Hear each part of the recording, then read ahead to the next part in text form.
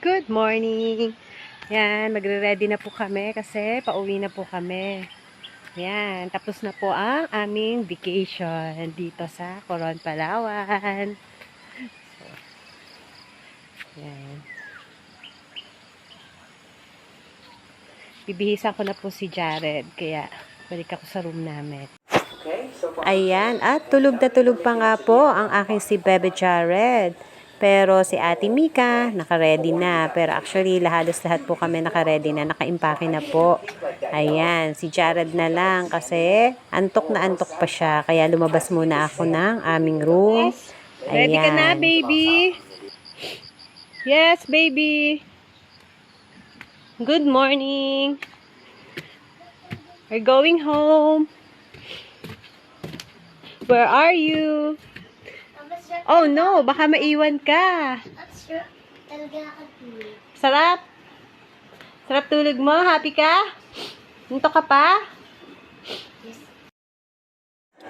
So ayan, after nga makapagbihis ni Jared, dumiretso na kami dito sa resto nila para mag-breakfast. At si Jared nag-request ng banana and Nutella.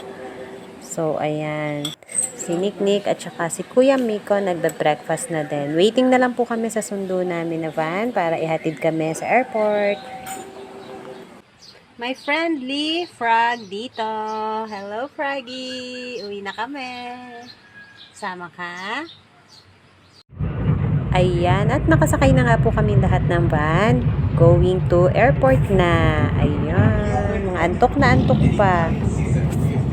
So, habang nasa biyahe kami, napasuka si Jared. Yes, si Jared po ay nahilo sa biyahe. Ayat nagsusuka kay inay. Kitang-kita naman po ang ebidensya. Ayun, kasi medyo yung nagda-drive parang tinitrain pa lang po. And then, ayan na. Nasa airport na po kami. Ayan.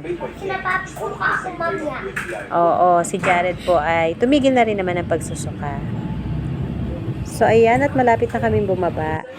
So, heto na nga at nasa airport na kami. Medyo maaga kaming nakarating. Ayan, mamimiss namin ang Coron, Palawan. Napakaganda po talaga. So, ayan guys, waiting na kami sa aming airplane. At salamat po at nakarating kayo sa dulo ng video ko. Abangan nyo po ang kasunod na videos. Bye! Thank you for watching. Bye!